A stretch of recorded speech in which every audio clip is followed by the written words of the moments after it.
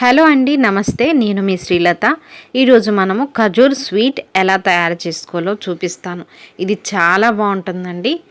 నేనైతే 2 కప్పులు మైదా వేస్తున్నానండి.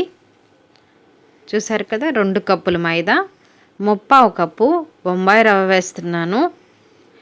ఎండు కొబ్బరి వేస్తున్నానండి, 1/2 కప్పు తురిమేసుకొని వేస్తున్నాను. ఇది బియ్యం పిండి 1 కప్పు వేస్తున్నాను. 1 స్పూన్ సోంపు వేస్తున్నాను. సోంపు ఖజూర్ స్వీట్కి చాలా బాగుంటుంది, మంచి రుచినిస్తుంది, ఫ్లేవర్ని ఇస్తుంది. ఇది మాత్రం మిస్ చేయకండి. మీరు చూసే ఉంటారు, బయట తినే ఉంటారు ఖజూర్ స్వీట్. సేమ్ ఇదే స్టైల్లో నేను కూడా చేస్తున్నాను. ఇప్పుడు నెయ్యి వేసుకొని మొత్తం కూడా నీళ్లు వేసుకొని ఒక పిండి ముద్దల రోటీ పిండి ఎలా కలుపుకుంటామండి అలా కలుపుకోవాలి. కొంచెం గట్టిగానే కలుపుకోండి. నెయ్యి ఎంత వేస్తే అంత బాగుంటుంది దీనికి, స్వీట్కి. ఇది వేడి నెయ్యండి, వేడి చేసుకొని వేసుకున్నాను. వేడి వేసుకోవాలి. అలాగే పిండి ముద్ద కూడా తడుపుకొని మొత్తం కూడా పిండిని కలిపేసి రోటీ పిండిలా కలుపుకొని ఒక 15 నిమిషాలు దీన్ని రెస్ట్ ఇవ్వాలి. గట్టిగా ఒత్తుకోవాలి. చూసారు కదా, బాల్స్ ఇలా రెడీ చేసేసుకున్నాను. ఈ బాల్స్ ఎందుకంటే మనము చపాతీ పిండి కొంచెం గట్టిగా మందంగా దీన్ని రుద్దుకోవాలి బేలన్తో.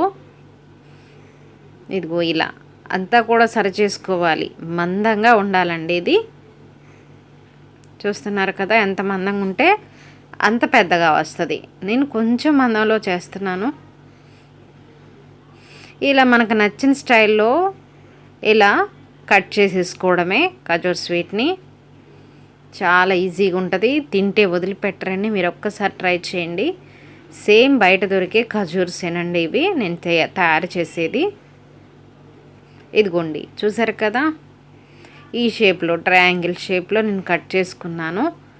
ఈ వేడి నూనెలో ఇలా వేసుకొని వేయించేసుకోవాలి. సిమ్లో పెట్టుకోండి కాస్త, ఎందుకంటే ఈ ఖజూర్ ఎప్పుడు కూడా లావుగా ఉంటుంది, లోపల ఉడకాలి కదండి. అందు గురించి సిమ్లో పెట్టుకొని తర్వాత మీడియం ఫ్లేమ్లో కాల్చుకోండి. చాలా బాగుంటుంది, అసలు వదిలిపెట్టరు. ఇలా వేయించేసుకొని మొత్తం కూడా ఇది మనము ఒక నెల రోజులు కాదు కదా, ఎక్కువ రోజులు ఉంటాయండి. నెల రోజుల పైనే ఉంటాయి ఖజూర్ స్వీట్స్ మనం తయారు చేసుకున్నవి.